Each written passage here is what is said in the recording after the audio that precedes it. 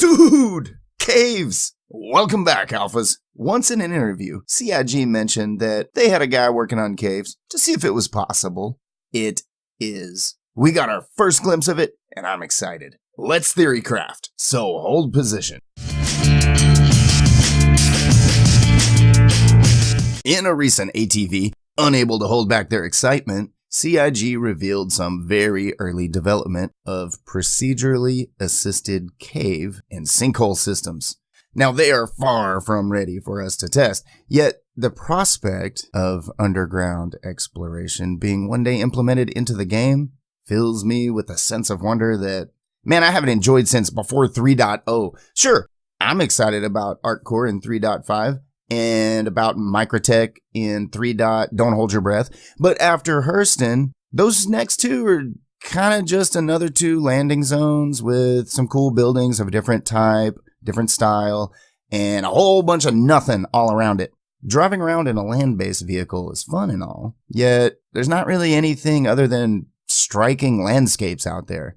However, if we could grind up some quick credits, hop over to Teach's and pick up a new Cyclone, then go exploring on alien worlds and possibly stumble across an underground network of intrigue and curiosity that couldn't be seen flying over in my faithful old Cuddy, I'm in. Of course, no dates were alluded to at all, though we gotta keep an eye on the public roadmap. Just like cranking out truck stops using their procedural layout tool, the planetary development team is now able to generate loads of test caves and sinkholes very quickly. Each cave generation can be created with just the click of a button now, thanks to the fact that they've already created the assets needed to seed their tool. Wait, don't take that out of context. Did I just say seed their tool on a YouTube video? Okay, I knew it when I said it. Anyway, so devs can click ahoy, spout out 100,000 randomized caves and sinkhole generations, trash the duds, keep the best few to be tricked out and placed into the persistent universe for us to explore, plunder, and execute ridiculous player-made events, because you know we will. Basically, just replace the truck stop assets in the toolbox with underground assets, click, boom, there's a cool procedurally generated fun hole to add planet side. Since these generations are born with pre-laid clearings for players to navigate, okay, that's the part in blue here, devs can go into their favorite procedurally generated caves and hand place points of interest assets as they see fit, bringing the cave experience more to life. Maybe they'll give us some ancient alien cave paintings that we could discover and then sell off the coordinate data to the UEE Science Bureau for a profit. That'd be cool for citizens with a calling for exploration and outdoor adventure. Maybe there'd be an NPC Chaka, which also means Land of the Lost style slee stacks.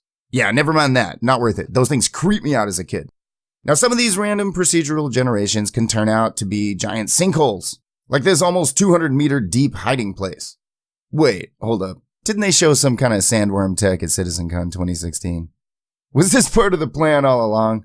Because senior environment artist Patrick Gladys said that the entire art team really wanted to work on caves for a long time. Just saying. The caves and sinkholes are designed to reflect real-life natural formations, so don't expect to be able to drive a vehicle through every part of every cave. Just like in nature, some caves have very small openings, just large enough for a single human to squeeze through, with passages that open up into huge underground chambers.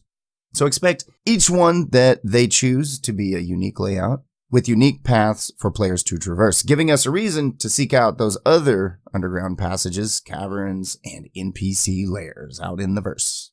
As I mentioned earlier, the devs can drop in assets into design reserved areas, like here in Orange, to spice up the caves and make them more interesting, things to climb, claustrophobic passages to crouch or crawl prone through, like digitally rocky Jeffries tubes. And there'll even be places we'll have to swim through to keep going. What? Yup.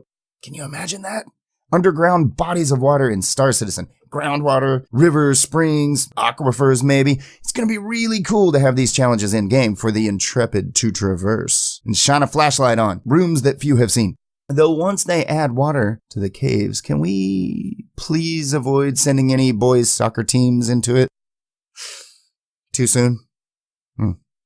Couldn't we possibly see signs of sea caves with she characters? Ha! Nailed it. So, may we please see a pirate mission to retrieve 1 SCU of treasure from One-Eyed Willie? Will we be able to weather out dust storms in the future, underground, when we forget to check my radar? Or will outlaws move in and inhabit underground tunnel networks for quick attack and escape tactics?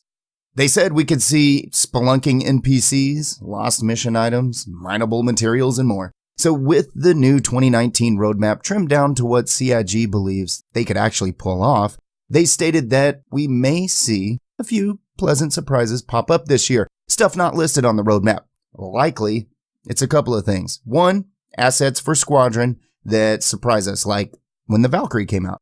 Number two, stuff they pull off that they weren't sure that they could pull off, so they kept it quiet. Like caves, maybe? Crossing my click-happy fingers, it's caves. What about you? What surprise additions do you think that we might get this year? Will we get caves on Yella that will become the new Jump Town? Jump Rock Town, dare say? And orgs will find the one with the most valuable materials and then post up and keep everyone out? Cave into the temptation and leave your thoughts in the comments below. And as always, if you enjoyed this video, rock that like button and help build up the channel drop by drop. Hopefully things will settle down for me soon. I'll get more free time and I can see you in the verse.